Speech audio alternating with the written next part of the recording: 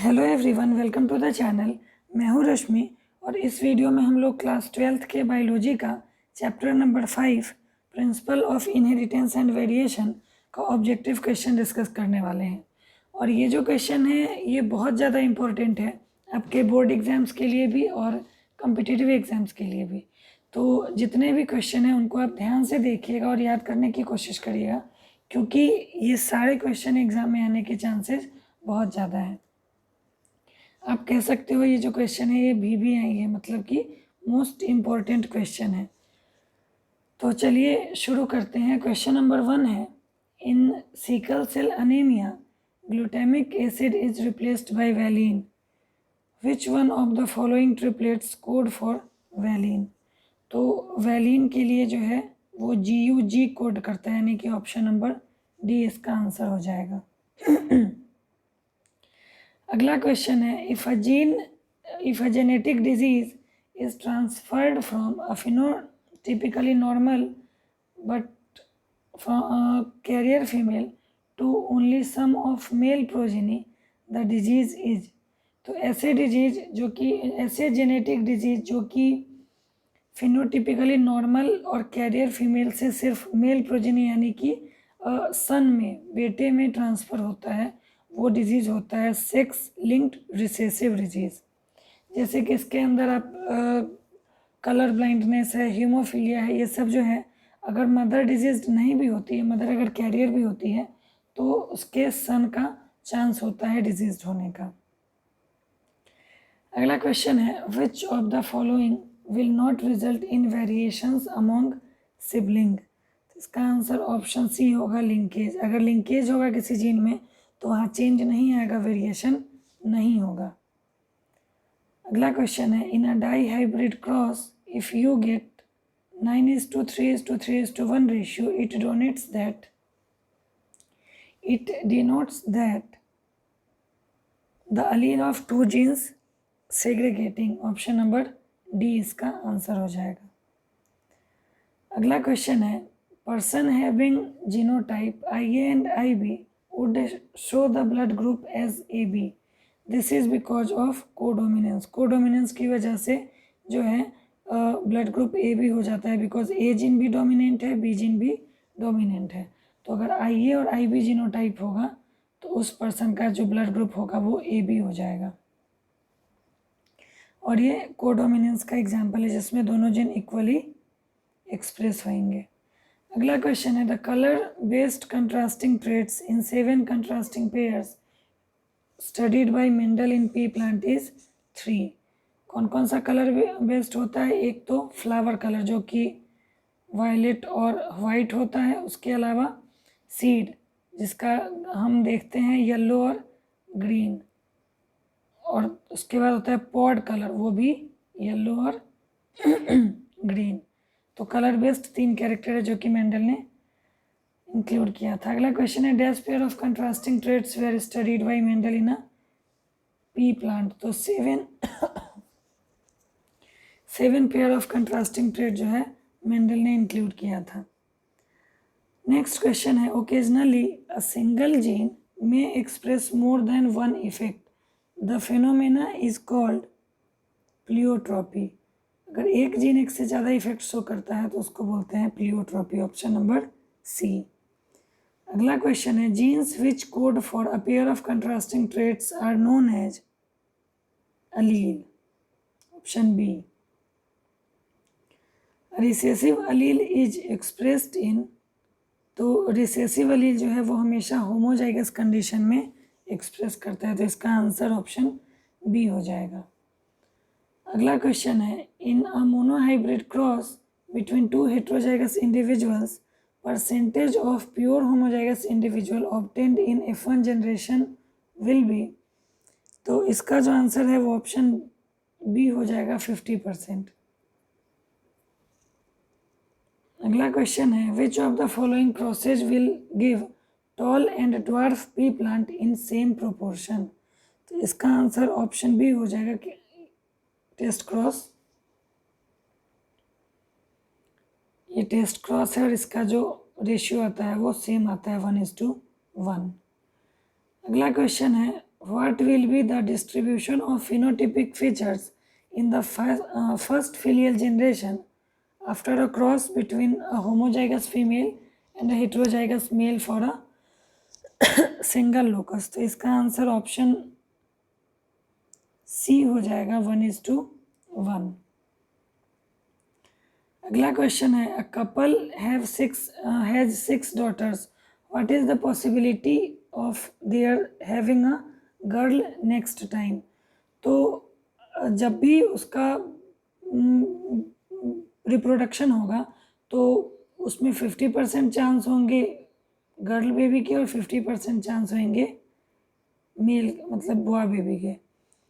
तो जब next time फिर से अगर वो मदर बर्थ देती है बच्चे को तो उसमें 50% चांस होगा कि गर्ल है, 50% boy. Haplodiploidy is found in honey bees, ant and wasp. अगला क्वेश्चन है, rate of mutation is affected by temperature, x ray, gamma rays, all of these. To determine the genotype of a tall plant of F2 generation, Mendel crossed this plant with a dwarf plant. This cross represents a test cross. Option A. Next question है, which of the following is a test cross? ये जो है test cross है, capital T small t into small t small t। The inheritance of flower color in Anterinum dog flower is an example of incomplete dominance, जिसमें red और white को जब cross करवाते हैं तो पिंक आता है। Phenotypic and genotypic ratio is similar in case of incomplete dominance, दोनों में 1:2:1 आता है, फिनोटिपिक रेशियो भी और जीनोटिपिक रेशियो भी। हालांकि को डोमिनेंस में भी यही आता है, लेकिन इस ऑप्शन में इनकम्प्लीट डोमिनेंस है, यही लगाएंगे। दोनों रहता तो बोथ हो जाता answer. Inheritance of roan coat in cattle is an example of codominance. Roan coat मतलब चितकबरा जो होता है, जैसे गाय है वो वाइट और ब्लैक दिखती है तो चितकबरा है, जिसमें दोनों कलर जो है खुद को इक्वली एक्सप्रेस करते हैं और वो को डोमिनेंस का एग्जाम्पल है। In mice Y is the dominant allele for yellow fur and small y is the recessive allele for gray fur. Since capital Y is lethal when homozygous, the result of capital Y small y into capital Y small y will be, इसका answer option B हो जाएगा 2 yellow and 1 grey. इसको जब हम cross करवाएंगे तो इससे gamete बनेगा ये और इससे ये, और जब इसका हम क्रॉस करवाएंगे तो 4 तरह के प्रोजेनी बनेंगे, जिसमें कैपिटल वाई वाला प्रोजेनी की डेथ हो जाएगी और ये 3 सर्वाइव करेगा, जिसमें ये दोनों जो है वो येलो होगा और स्मॉल वाई वाला ग्रे होगा। तो इसका आंसर ऑप्शन बी हो जाएगा। अगला क्वेश्चन है, which of the following is correct for the condition when plant capital Y capital R small R is back crossed with double recessive parent. तो देखो वापस से ये वाला जो है वो F1 प्रोजेनी है और बैक क्रॉस होगा रिसेसिव पेरेंट के साथ, यानी कि स्मॉल वाई स्मॉल आर। तो ये किसका एग्जाम्पल है, किसका क्रॉस है, टेस्ट क्रॉस। और टेस्ट क्रॉस में डाई हाइब्रिड का जो रेशियो होगा वो होगा 1:1:1:1 ratio of phenotypes and genotype, दोनों का एक जैसा होगा, फिनोटाइप का भी और जीनोटाइप का भी। ये मोनोहाइब्रिड रहता तो 1:1 हो जाता। अगला क्वेश्चन है, which 3 scientist independently discovered Mendel's work? इसका आंसर ऑप्शन डी होगा, डेव राइस, कोरेंस एंड टेशेडमार्क।